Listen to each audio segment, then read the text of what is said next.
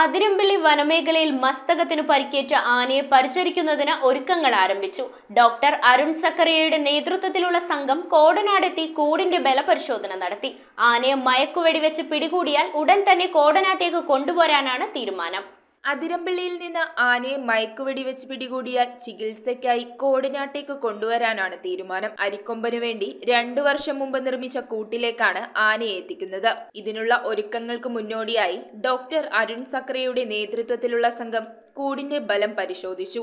JCB ഉപയോഗിച്ച് തള്ളിയാണ് കൂടിന്റെ ബലപരിശോധന നടത്തിയത്. ചെറിയ ബലക്ഷയമുണ്ടെന്നും അധികൃതർ പറഞ്ഞു. കുറച്ച് മെയിൻ്റനൻസ് വേണ്ടി വരും എന്ന് പറഞ്ഞാൽ ആനയും കൂടെ കണ്ടു കഴിഞ്ഞാൽ അത് മാറ്റണോ വേണ്ടെന്നുള്ളത് അത് തീർത്ത് പറയാമെന്ന് പറഞ്ഞിട്ടുണ്ട്. ആന അവശ നിലയിലാണെന്നുള്ളത് ആന അവശ നിലയിലാണെങ്കിൽ അത് ഫീഡ് ചെയ്യുകയൊന്നും ചെയ്യില്ലല്ലോ.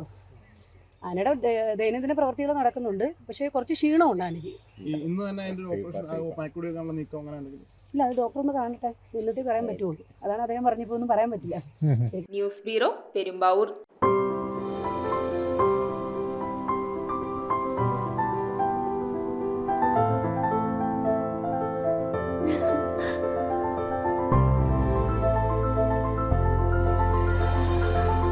കളങ്കമില്ലാത്ത സൗഹൃദം പോലെ കലർപ്പില്ലാത്ത വിശ്വാസം. കല്ലൻസ് ജ്വല്ലറി.